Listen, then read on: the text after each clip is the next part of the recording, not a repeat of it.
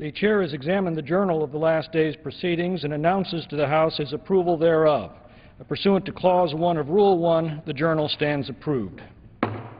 Pledge of Allegiance will be led by the gentleman from Virginia, Mr. Riggle. Please join me in reciting the pledge. Pledge allegiance to the flag of the United States of America and to the republic for which it stands, one nation, under God, indivisible, with liberty and justice for all. Please be seated. The Chair will entertain requests for one-minute speeches. Purpose does the gentleman from Virginia seek recognition? Without objection, the gentleman is recognized for 1 minute.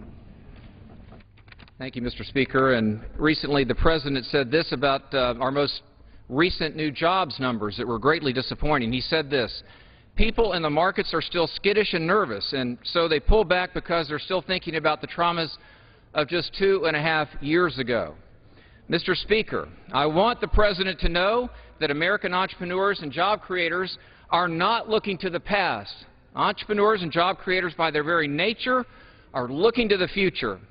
And all they see, Mr. Speaker, is a perfect storm of uncertainty based on the President's fiscal policies. They see an EPA that's a hindrance, not a partner, in job creation. They see a nationalized health care that's creating uncertainty about health care costs and where that's going. And they see a mountain of debt that continues to grow each and every day. And they see local bankers who aren't hiring local account executives to reach out to small business owners, but they see they're hiring those account executives to go out and to look at regulations that are just continuing to pour down on our small banks. Thomas Friedman wrote this in the New York Times this week, and he said the epidemic of uncertainty, I repeat that, the epidemic of uncertainty is one of the principal problems undermining U.S. job growth today. We can do better, Mr. Speaker. Let's support and unlock the greatest job-producing engine the world's ever known, the American small business owner. I yield back. For what purpose does the gentleman from South Carolina rise? Without objection, the gentleman is recognized for 1 minute. Mr. Speaker, Friday marks the one-year anniversary of the current administration's recovery summer. The 3-month victory lap was designed to celebrate the fabricated success of the so-called stimulus plan. The reality of this victory lap is failure. Since passage of the stimulus, America has lost 1.6 million jobs. Sadly, earlier this month, the Bureau of Labor Statistics announced more families are without jobs. The failed economic policies of this administration, with skyrocketing gas prices promised by the President, have slowed the growth of small businesses. These are America's primary job creators, especially the hospitality industry of hotels and motels, which have promoted job opportunities for millions of persons across the country. Tragically, over 14 million Americans are now without jobs. House Republicans presented the Cut and Grow congressional plan. It's common sense.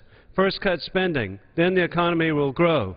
That is the best way to produce jobs by small businesses. In conclusion, God bless our troops, and we will never forget September 11th and the global war on terrorism. The gentleman's time has expired. For what purpose does the gentleman from Illinois seek recognition?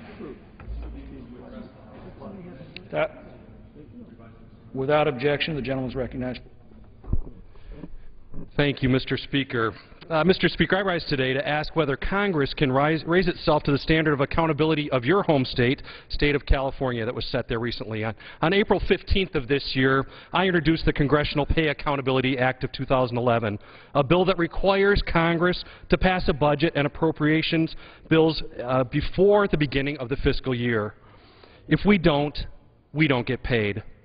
I introduced this bill because if Congress is unable to perform its basic fundamental duties to pass a budget and appropriations bills, we aren't doing our job and should be held accountable and should not get paid.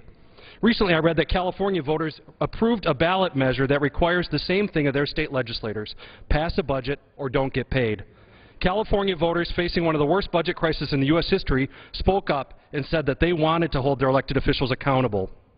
As America faces the worst debt crisis of its history, I hope Congress can stand up and declare that we too want to be held accountable.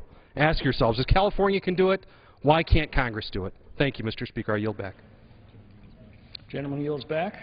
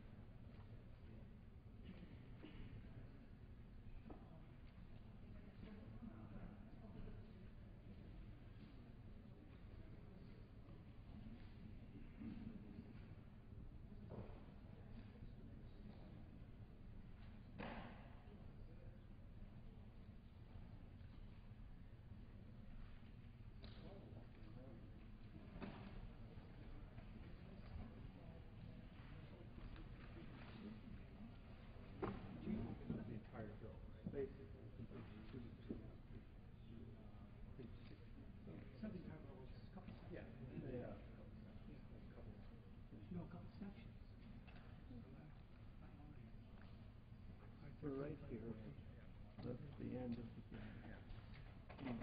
There's an amendment to strike this bit, a lot for us. No, this is close.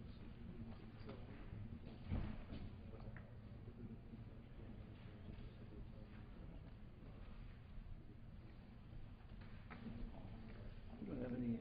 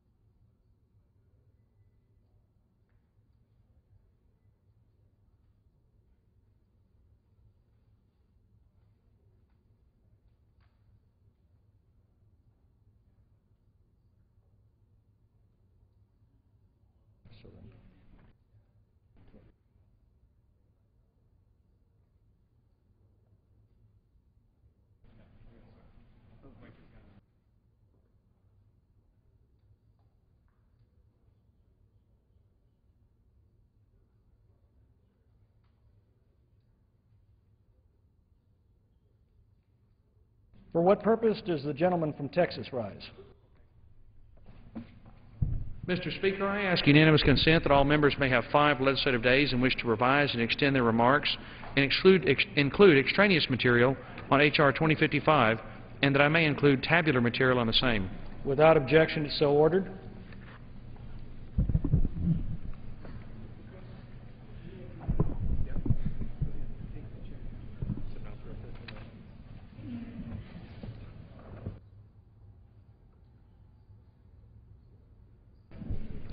Pursuant to House Resolution 288 and Rule 18, the Chair declares the House in the Committee of the Whole House on the State of the Union for further consideration of H.R.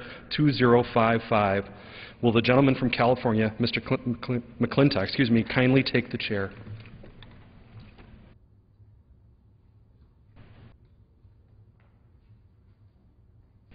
The House is in the Committee of the Whole House on the State of the Union for the further consideration of H.R. 2055, which the clerk will report by title.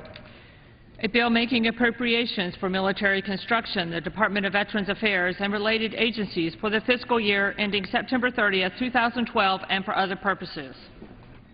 When the Committee on the Whole House rose on Thursday, June 2, 2011, the amendment by the gentleman from Texas, Mr. Culberson, had been disposed of and the bill was open for amendment from page 2, line 8, through page 60, line 9. Are there any amendments to that portion of the bill? For what purpose does the gentleman from Florida rise? Mr. Chairman, I have an amendment at the desk. Clerk will report the amendment. Amendment offered by Mr. Mica of Florida, page 6, line 18. Insert the dollar amount, the following, increased by $25 million. Page 9, line 21. Insert the dollar amount, the following, decreased by $25 million. Gentleman from Florida is recognized for 5 minutes. Thank you. My colleagues, I come to the floor this afternoon to present an amendment that would transfer $25 million from one of the accounts, that's the NATO Security Investment Program, to the Military Construction Army National Guard account. I take this action for several reasons. First, in our state of Florida, we have at least 2 projects that are very important to the operation of the National Guard. And our men and women who belong to the National Guard, not only in Florida but across the nation, deserve an upgrade in their facilities. We have several projects that have gone on for years and years. One of the projects I understand has had difficulty in the contract falling apart. Nonetheless, whether it's in Florida, again, in South Florida, Central Florida, or in any state, we should adequately fund the account that protects and provides the accommodations necessary for the facilities for our National Guard. So here we want to plus up by $25 million from the NATO Security Investment Program to our National Guard facilities. Across the country, I hear the same thing, that National Guard facilities, many of them 2-3 times older than those who are serving there, need replacement. So this is a general amount, $25 million, but I believe that it can help boost up the facilities account that's so important for Florida and for the nation. I'm willing to work with the committee in any fashion to, again, plus up this account. Not trying to pick on NATO, although I believe that there is room in their budget to transfer these funds without doing any damage. I would ask my colleagues to consider this amendment. I thank the committee. I usually don't get into other folks' turf, particularly military construction. I deal mostly with transportation in the House and understand the difficulty sometimes when other members come in and try to manage some of the important dollars that are made available. And I know the difficult choices that the committee has in trying to assign appropriate dollars, particularly for defense facilities construction. So with those comments, I ask your support and reserve the balance of my time. The gentleman may not reserve his time. Does the gentleman yield back? Well, how much time do I have left? A minute and 45 seconds. The gentleman from Florida has 1 minute and 45 seconds remaining.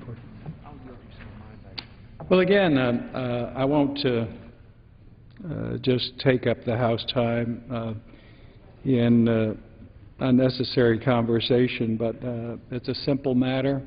We transfer $25 million from the NATO Security Investment Account to fund military construction for our National Guard. We have the need across the nation. It's evident in every state where we have National Guard activities. This isn't a great amount, but I think it can make a significant difference on a number of projects throughout the United States. And I urge my colleagues to support the amendment and yield back the balance of my time. The gentleman yields back the balance of his time for what purposes? Strike the last word. The gentleman is recognized. Mr. Chairman, this amendment would decrease the NATO Security Investment Program by $20 million and increase the Army National Guard account by $20 million. We support the Guard and our reserves wholeheartedly. But I want to join Chairman Culberson in some concerns that I have about the amendment. The MILCON portion of this bill, for the most part, is flat funded. And the resources that are provided in this title were distributed, we believe, in a very judicious manner. The bill funds the Guard account at the budget request level, which makes the needed investments in Guard facilities. In addition, I'm concerned that the offset that the gentleman has chosen could cause shortfalls in the NATO Security Investment Program, which in turn could cause further delays in the NATO Security Construction Program. The Security Investment Program provides support for many of the important operations that we're involved in, including our current operations in Afghanistan. I believe that we have to get the NATO program back on track because it will ultimately save us money in the long run. While I agree with the spirit of the amendment, I do have some concerns about the gentleman's amendment. I won't oppose it at this time, but I hope that we will be able to work through those concerns as we work through this process and as the bill goes to the Senate and it comes back and we can deal with these concerns in conference. With that, Mr. Chairman, I yield back. Gentleman yields back. For what purpose does the gentleman from Texas rise? Thank you, Mr. Chairman. Certainly agree with the gentleman from Florida, our distinguished chairman of the Transportation Infrastructure Committee, that we need to do everything we can to support our National Guard. And I look forward to working with the gentleman in conference. We will accept the amendment and again, as an expression of our support for making sure that our National Guard and Reserve components have all the support they need. But we'll work with the chairman in conference to see if we can find the best source of funding for this additional, for this plus-up on the National Guard. We, of course, want to make sure not only that they're taken care of in the state of Florida, but around the nation. And I know the Chairman shares my concern with border security. The National Guard plays a vital role in helping our Border Patrol agents and helping all of our law enforcement, Homeland Security folks in securing the border. And so we want to make sure those elements of the National Guard's role in securing our nation's borders are fully funded as well. And so we will accept the amendment at this time, but I'd like to yield my time, the remainder of my time, Mr. Chairman, to the distinguished chairman of the Transportation Infrastructure Committee, Mr. Mica. Well, thank you. Again, I want to thank Mr. Culberson for his leadership, for his willingness to work with us, both sides of the aisle. If it is necessary to take funds from another account, and we chose NATO in this instance for this amendment, we would welcome any assistance in plussing up our National Guard facilities and construction account. So thank you so much again for your leadership, and I know you have difficult choices, and I know the people that serve in our National Guard are grateful for your leadership and also accepting the amendment at this time. Yield back. With that, Mr. Chairman, I would ask that we would accept the amendment and move its adoption. The gentleman yields back. The question is on the amendment offered by the gentleman from Florida. Those in favor of the amendment say aye. Aye. Those opposed say no. The ayes have it, and the amendment is agreed to.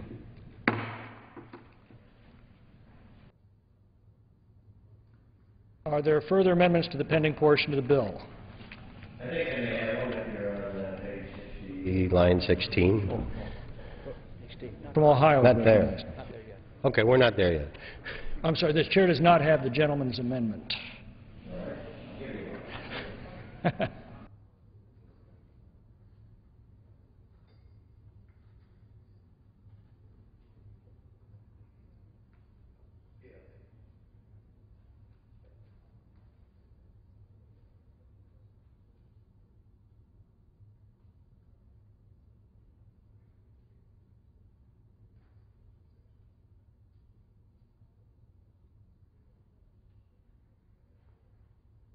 Clerk will read.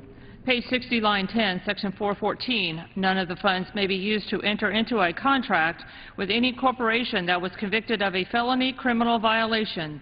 Section 415, none of the funds may be used to enforce Executive Order 13502. For what purpose? I have an amendment at the desk.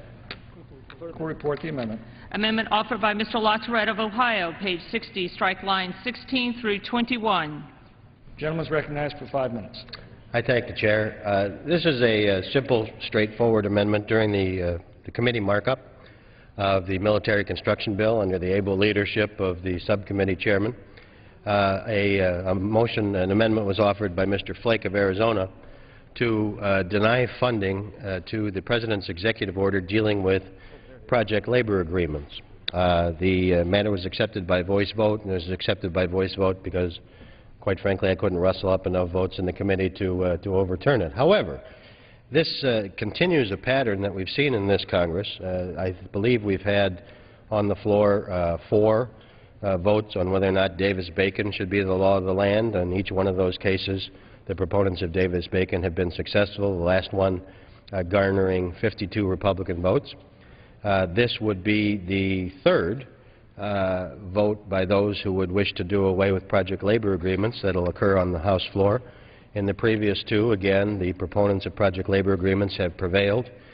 In the last instance, 28 Republicans were in fact supportive of project labor agreements. And Mr. Chairman, basically project labor agreements are those agreements wherein someone who is doing a construction project determines that they want to have an all-encompassing universal agreement that covers the construction from start to finish.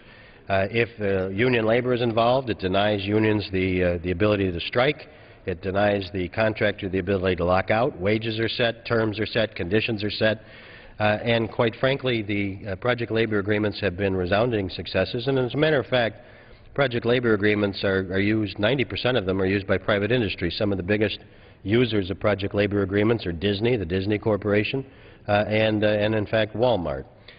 So neither of those companies have ever been sort of identified as big labor-loving organizations. Now, this is a backdoor piece of language in line 16 to 21 because it doesn't attack project labor agreements. What it does is, if you go back and look in February when President Obama enacted this executive order, he said, you know what, I don't know which is going to be better and which is going to be cheaper based upon the size of the project, where the project is located, what it is we want to get done. And so funds are appropriated to the agency. Say it's the Department of Veterans Affairs and they're going to build a new hospital.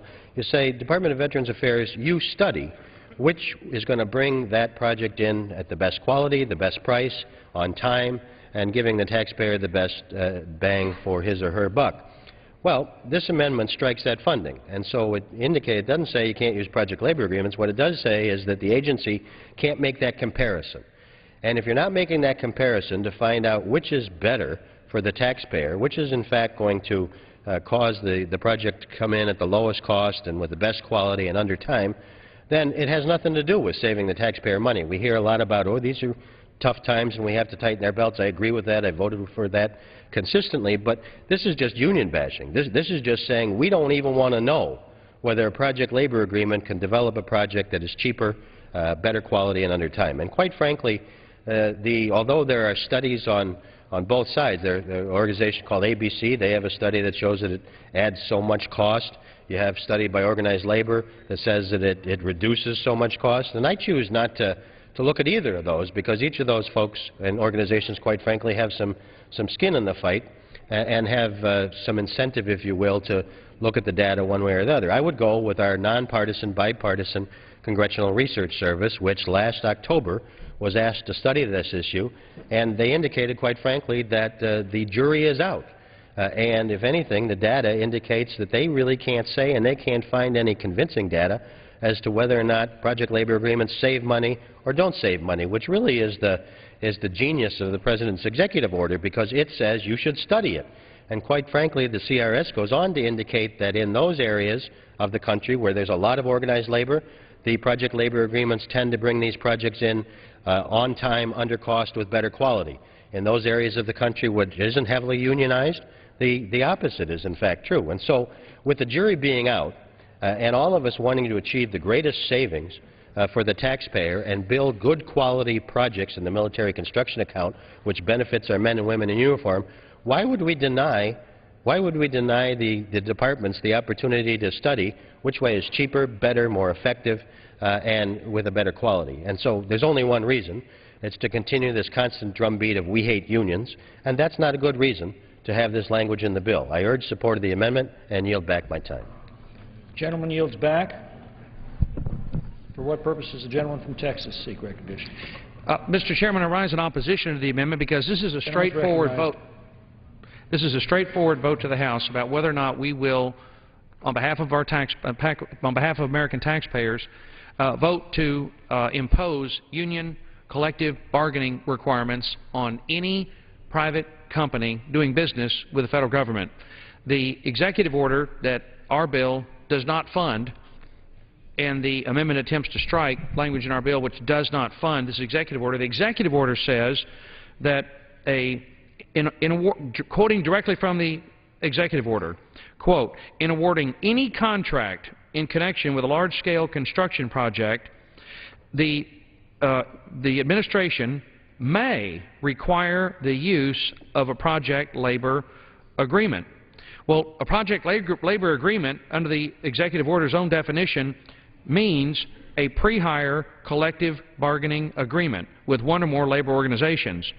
So the Obama administration, through this executive order, is attempting to unionize any private company in America that wants to do business with the federal government.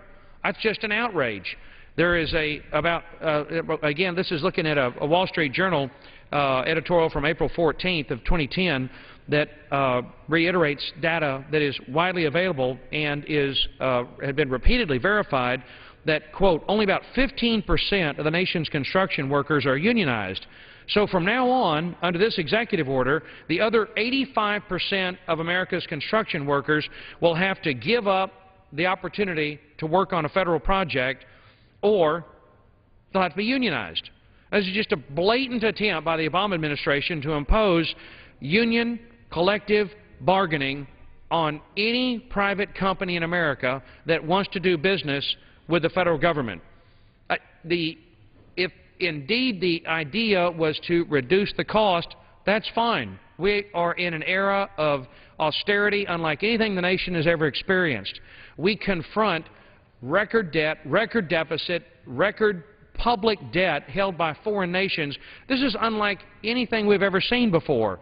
And as I showed when we debated this bill earlier, just before the break, every single dollar of federal revenue that comes in the door is already spent on existing social welfare programs.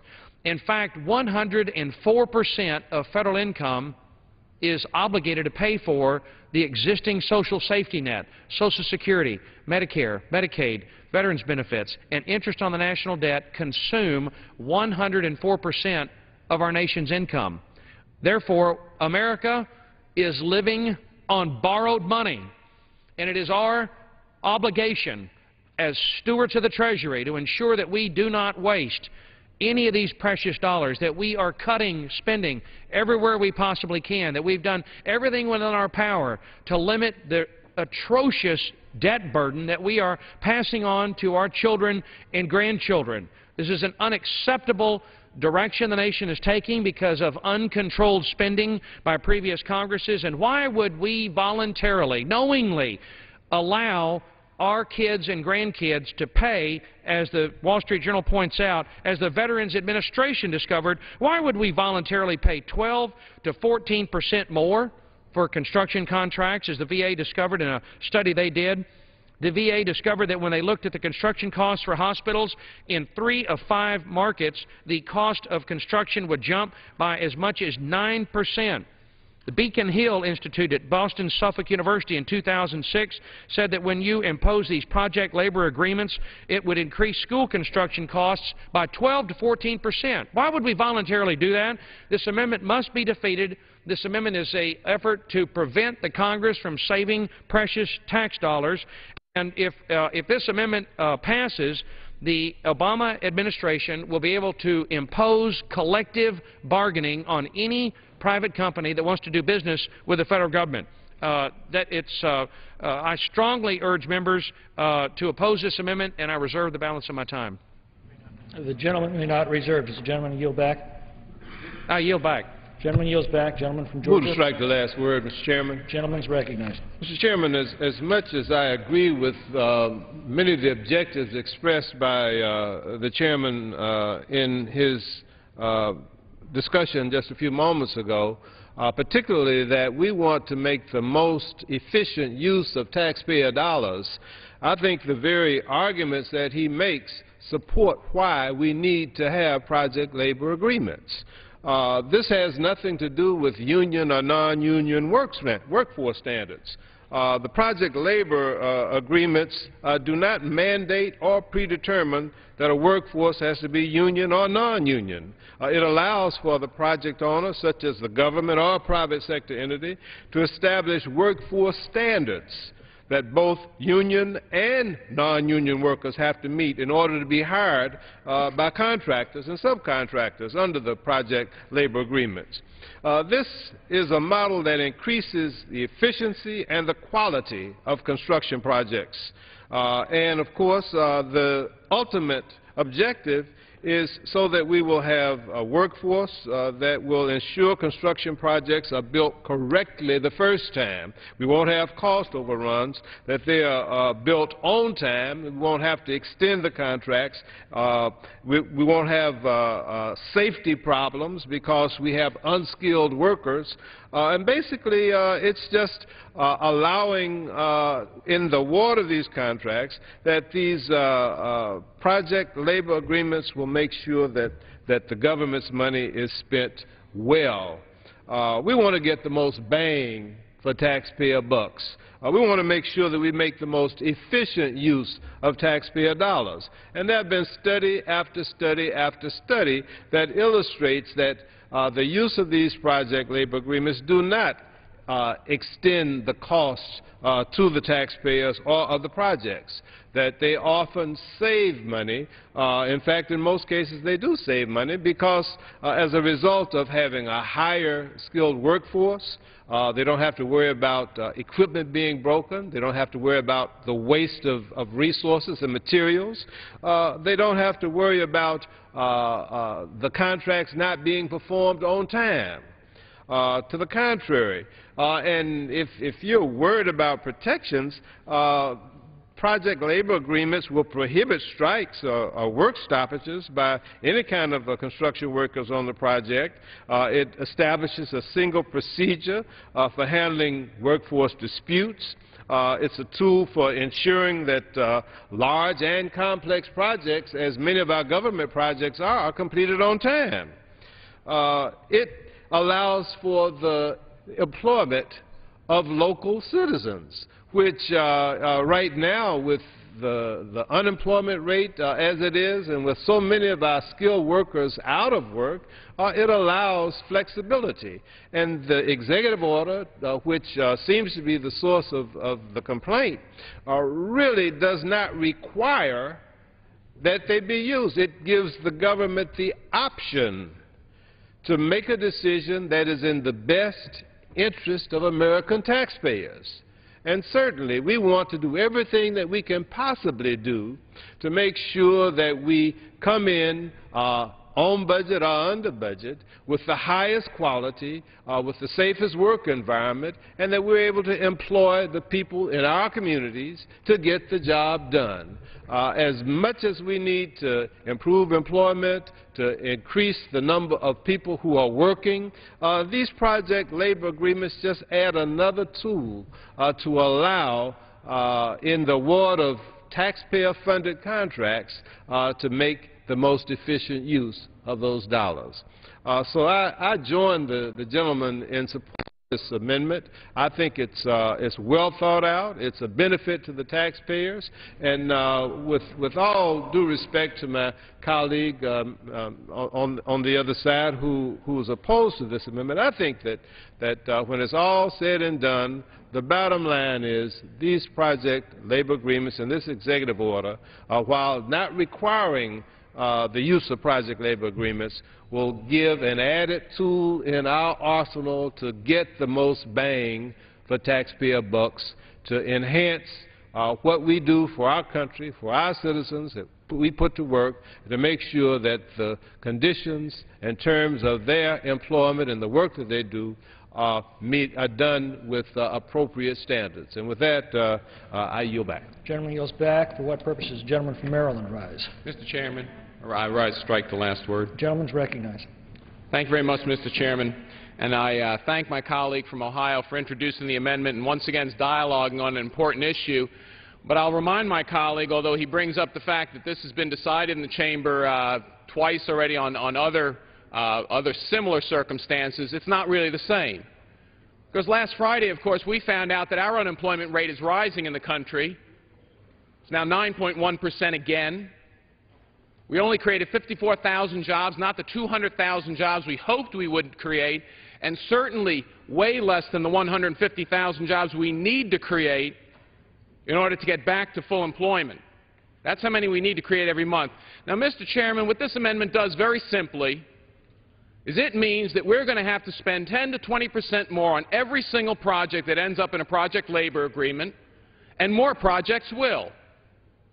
If more projects wouldn't, then the advocates wouldn't care about whether we put this provision in. It clearly will result in project labor agreements. And let's review what a project labor agreement does. What it does first and foremost is it'll increase the cost 10 to 20% of every project. Now, Mr. Chairman, if you or I or people in my congressional district were going to go and they were going to contract to build something around their house, they wouldn't put a provision in normally that says we're only going to hire a union contractor. They'll go out, they'll get the bids, they'll go out, they'll seek to find out what the reputations of the bidders are, and then they will make the decision based purely on price and quality and value whether or not to make that deal, not whether someone is a member of a union or hires union laborers. But that's what a project labor agreement does. So let's talk about jobs a little bit. What is our important role here in Congress? Our role in Congress is to try to get our employment rate up. Well, if we save 10 to 20% on every job, we certainly can do more construction projects. I just met over lunch with one of the people in my district who is an electrical contractor, and he's not unionized. And he asked me to come down here, and he said, please go to the floor today and ask so that those 7% of us who are contractors who are not unionized can get a piece of that pie so that we don't have to fire our employees. Mr. Chairman, it's simple. If we can save 10 to 20% on every project, we can hire 10 to 20% more people to do more projects. And again, the sad fact is our unemployment rate is 9.1%. It's going up, not down. The number of new jobs created last month, 54,000, going down, not up. We've got to reverse that, and we've got to do it by being efficient and being smart with our dollars. And one way is to not require project labor agreement. Finally, let me address the issue of local citizens. I want these contracts to go into the 1st Congressional District of Maryland, but, Mr. Chairman, I don't have a lot of union contractors in my district. There are a lot of districts that don't have a lot of union contractors. So if we want local contractors to be employed, if we want local citizens to get jobs, our local unemployment rates to go down, Mr. Chairman, I would suggest we defeat this amendment, which will frequently require that in order to qualify for a contract, you have to hire out of district. You may have to go to another state. That's not good for anyone, and certainly not good for the folks in the 1st Congressional District of Maryland. Mr. Chairman, I want to thank my colleague from Ohio to bring this issue up. But we do need to revisit this issue because we don't live in the same world we lived in 1 week ago. We live in a world where the talk of a double-dip recession is sincere and it's serious, and our unemployment rate going up, not down, the number of jobs going down, not up. The last thing we should do is to take those hard-earned taxpayer dollars and to use them, and I will say to waste them in some circumstances, on project labor agreements. I yield back the balance of my time. Gentleman yields back. For what purpose does the gentleman from Washington rise? I rise in support of the amendment. The gentleman moves to strike the last word and is recognized for 5 minutes. Thank you. The gentleman's amendment would strike the provision in the bill prohibiting the use of project labor agreements on any project funded in this bill. PLAs are a benefit to both employers and unions. They provide uniform wages, benefits, overtime. A PLA sets the terms and conditions of employment for all workers on site, including work conditions and rules. In addition, a PLA prohibits strikes and work stoppages. A PLA provides a single collective bargaining unit which allows for easier management of a project. Executive Order 13502 only encourages executive agencies to consider the use of project labor agreements. There is no requirement to use a PLA. It should be up to the agency and project manager if the use of a PLA is appropriate for this particular project. And I was pleased that the chairman, Mr. Culberson, read the language and it says may, not shall. 2 weeks ago, during the consideration of FY 2012 Homeland Security Appropriations Bill, an amendment was offered to prohibit the Department from allowing project labor agreements, and it was defeated. We should support the option on the use of PLAs. I urge the adoption of the La Tourette amendment, and I yield to the gentleman. Distinguished ranking member very much. And Mr. Harris of Maryland is a wonderful new member, and I enjoyed his remarks very much and his passion, and it would be a compelling argument if his facts were correct. The difficulty is no one on this floor would support project labor agreements if the evidence was that project labor agreements increase the cost of a construction project by 10 to 20%. The study cited by Mr. Culberson, the chairman of the subcommittee by the U.S. Department of Veterans Affairs, concluded that the effect of PLAs on construction costs is strongly influenced by the degree of unionization in an area. In highly unionized cities, the costs of a PLA are less and the project comes in under cost, under time, better quality. And those that don't have, as apparently the first degree of Maryland doesn't have as many unions, the evidence does in fact come in that in some of those cases costs can increase 5 to 9%, not 10 to 20. But the problem with this language is it doesn't condemn project labor agreements. This is an appropriations bill. What this amendment does is deprive the agency of the funds to study. In your area, my area happens to be heavily unionized, so Cleveland, Ohio, prevents the VA from studying whether or not use of a PLA would save the government money or cost the government money. And I got to tell you, if the conclusion is that it's going to cost the government money, it's like I Love Lucy and Ricky Ricardo. I mean, I'm sure that somebody's going to ask the head of that agency, you got a lot of explaining to do why you went with a program that's going to cost the government more money. That isn't what this is about. And this is union bashing. This isn't costing or saving money. It's just we don't like unions. And I thank the gentleman for yielding. Well, I thank the gentleman for offering the amendment. I completely agree with him. I don't think there's any evidence that, except for some of the people like the Wall Street Journal who say this, I mean, I don't see any evidence of it. And as the gentleman says, if there was evidence, Congress would not approve a project labor agreement. So I again rise in strong support of the La Tourette amendment and urge it to be adopted. And I yield back.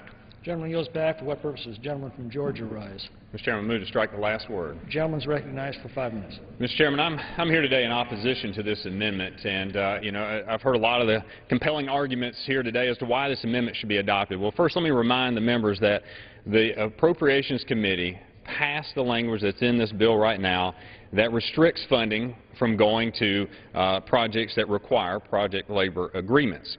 That's all this does, and I think we should all be for that. We should all be for free markets. We should all be for capitalism, for the best contractor competing against the best contractor and putting up the best price for the project. Now, they said that there were reports cited in the Wall Street Journal, and I just happen to have what the Wall Street Journal cited, and they did cite the independent study that was commissioned by the Department of Veterans Affairs that says in the study the Obama project labor agreements would likely raise the VA construction costs for hospitals by as much as 9% in 3 of the 5 markets. So it's clear that there is a study by an independent organization there that says cost will go up. Now, can we not accept that as evidence enough that we do not need project labor agreements as a mandate to receive the funding for projects throughout this nation? I mean, we live in a day and a time in which, the debt and the deficit are out of control, and it seems to be what we spend our arguments about and our debates about is spending, and that's an important topic. But the #1 issue facing this nation right now is the economy and the job losses. And Mr. Harris, he was so eloquent as he was talking about unemployment, 9.1% now. We all know that. We are here on the celebration of the 1 year since the beginning of the summer of recovery, and yet we don't see any recovery. These project labor agreement requirements by the executive order were placed in effect in 2009, and as Mr. Bishop referenced, this was good for jobs, good for creating local jobs. Well, where are the jobs? They do not exist. In essence, we've had 2 years of a failed experiment, Mr. Chairman, and I think it's time to say, you know what, look, the experiment didn't work. Let's put it up on the shelf and let's try something new. Let's go back to what we know works, and that's empowering the private sector, empowering the free markets, allow competition to thrive, allow costs to come down and the quality of goods to go up. I have to tell you, Mr. Chairman, when I go home, it pains me to see the new for sale signs that are up, the new for rent signs that go up each and every time, and I'm sure we see it in every one of our districts as we go home. And oftentimes previously, 4 or 5 years ago, you might see a vacancy in a shop because they had moved out, because they had expanded their operations and they were moving up. But now it's just the opposite. We know that businesses are not moving out and expanding as much as they once did. Instead, they're shutting down and closing the doors, and that for rent or for sale sign goes up. It's time to reverse that back, and we know how to do that. It is so simple. It is so clear. Why it binds this Congress up, I have no idea. When our nation was founded on such great principles as we have been founded on, and yet over the years we feel like we can manipulate the marketplaces just like the project labor agreement requirements are going to do as well. Mr. Chairman, I say we defeat this amendment. And when we think about that one-year anniversary here of that Summer of Recovery declaration from last year, and I know there was a lot of hope that that summer of recovery would occur, but the one thing that is true, Mr. Chairman, is you cannot change the facts. And the facts are clear. Americans are ready to be empowered with new jobs and employment. The only way we can do that, though, is to empower the private sector. And let's get government out of the way to do it. Mr. Chairman, I yield back. One yields back. For what purpose does the gentlelady from California rise? Mr. Chairman, I move to strike the last word. The gentlelady is recognized for 5 minutes. Mr. Chairman, I stand and rise in strong support of the LaTourette amendment. But before I get into the details, I'd like to speak to the comments that were just made. I happen to have the privilege of serving currently on the Transportation and Infrastructure Committee, and I would welcome any member of Congress who'd like to know the thousands of jobs that were in fact created and maintained through the American Recovery Act. I'd be more than happy to give them a copy of that document. Let me move into, though, the topic at hand, which is really the LaTourette Amendment, which is not in reference to the American Recovery Act. I strongly speak in support of this amendment because, 1, it protects American jobs, 2, it completes projects safely, and 3, it oftentimes saves the taxpayers money. The LaTourette Amendment ensures that funds for large-scale construction projects utilize the most cost-effective and efficient process for awarding the federal contracts. Section 415 of H.R. 2055 prohibits agencies from being able to use all available methods to ensure the federal contracts are cost-efficient, including the utilization of project labor agreements. Now, our ranking member, Mr. Dix, just recently spoke a few moments ago about Section 415, and I will only reiterate 2 points. 1, Section 1, subsection B, accordingly says, it is the policy of the federal government to encourage executive agencies to consider requiring the use of project labor agreements. Section 3, subsection A says, in awarding any contract, executive agencies may on a project-by-project basis. And then finally, Section 5, it says this order does not require an executive agency to use a project labor agreement. So if we're going to speak on the floor of this House, it's important, if we're going to talk about facts, let's actually say those facts. So this dispels the myth that the Executive Order 13502 makes requirements in the awarding of federal contracts. Now let's talk a little bit about those project labor agreements. There's no substantial evidence that says that PLAs decrease the number of bidders on a project or increase the cost of construction projects. In fact, project labor agreements promote cost effectiveness, efficiency in those construction projects. Having project labor agreements prevents labor disputes. It eliminates project delays and thereby helps us to get the projects done. Now, we can all talk about facts and figures and dates and sections, but I'd like to talk about what's happening in my district. I know from firsthand experience that project labor agreements work. In California, we've seen project labor agreements negotiated and implemented with incredible success. In fact, I have a copy of over 100 that I'd like to submit into the record if there's no objection. Objection, so ordered. There have been many who've talked about project labor agreements.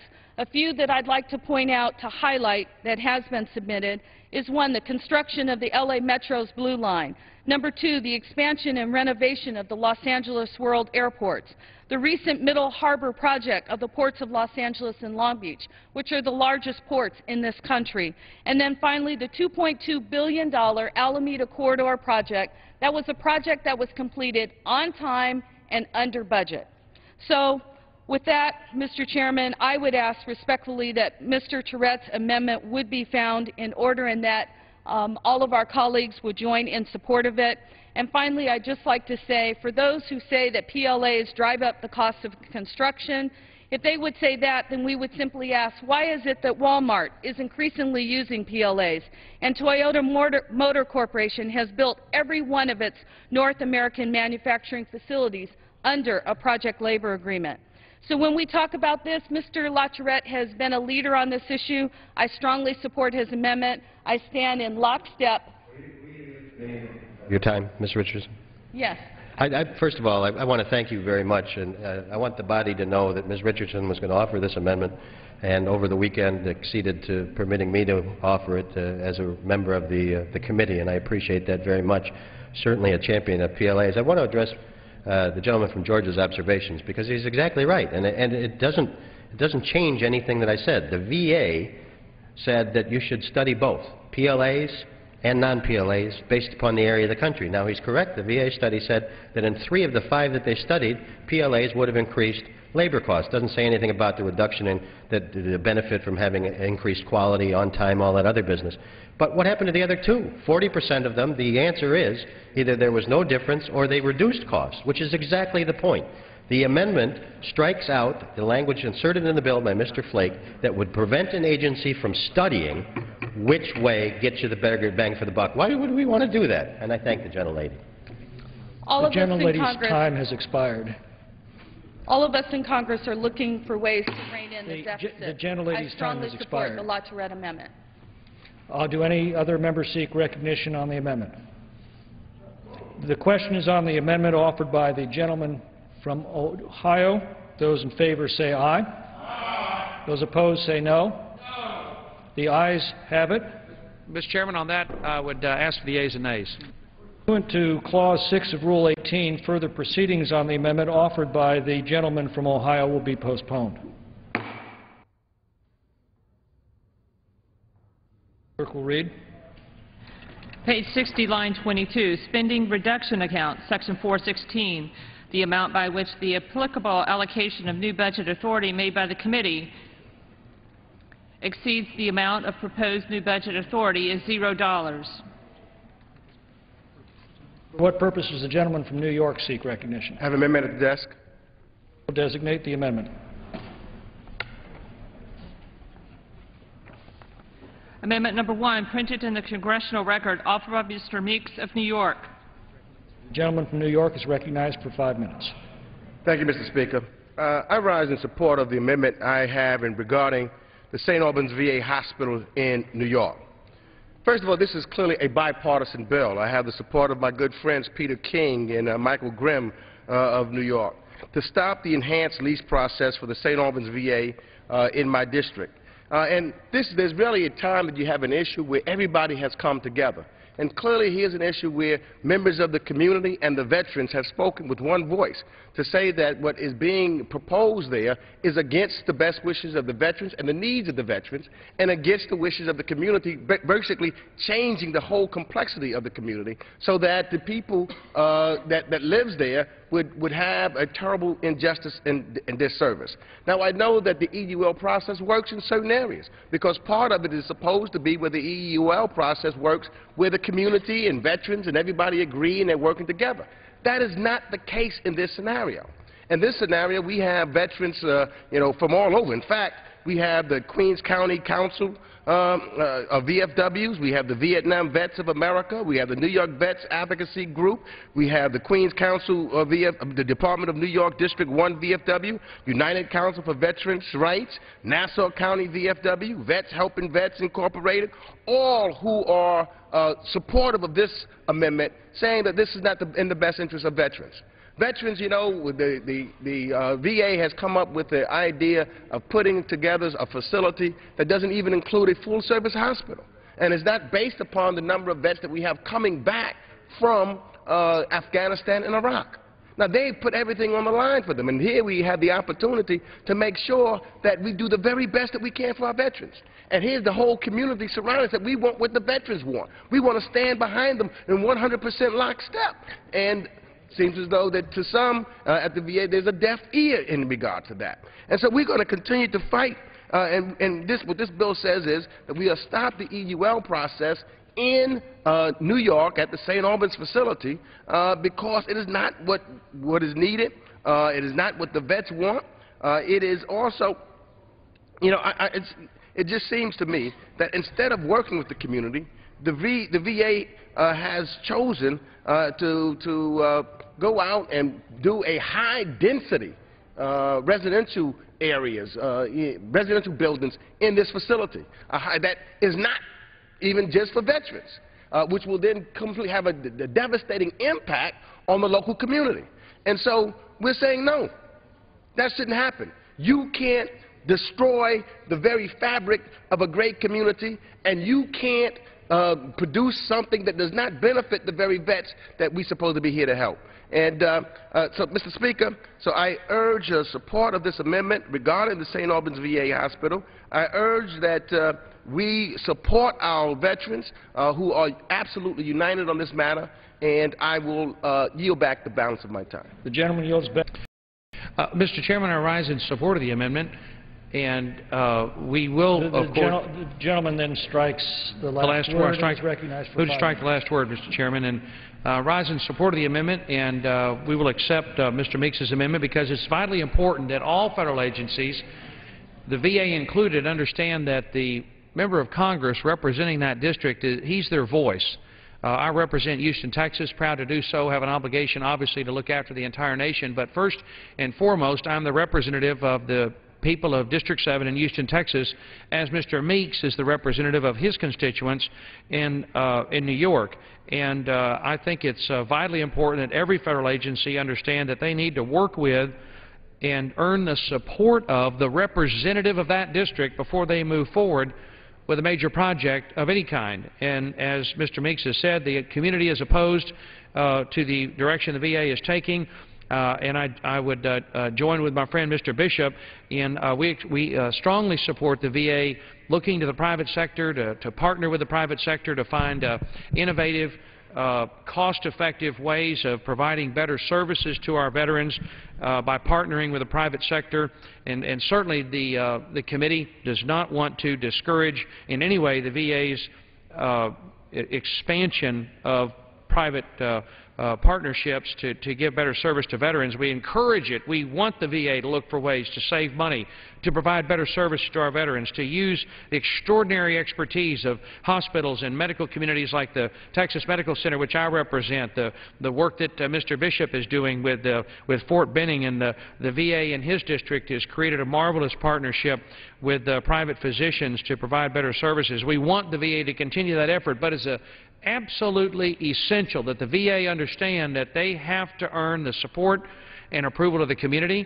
That means they have to earn the support and approval of the representative for that district. And in this instance, I hope the VA is tuned in and listening. The VA needs to earn the support and approval of Congressman Meeks before they move forward with this effort. And so for that reason, we will accept the amendment. And I want to know that the VA is not only returning Mr. Meeks's phone calls, but they are listening to, responding to, and satisfying the needs of the community, the needs of his constituents, the needs of the veterans that he represents, and that the VA once they've earned the support of the community, they're going to have the support of Mr. Meeks. And when Mr. Meeks comes to the subcommittee and says that the VA has earned his support, the community has earned his support, then the committee will be prepared to move forward and support the VA's work at St. Albans. So for those reasons, we will accept the amendment, and I'm looking forward to the day when Mr. Meeks comes and tells us the VA is in his office and earned his support and the support of the community. And I'll yield back. That's my time. For what purpose does the gentleman from New York rise? I rise to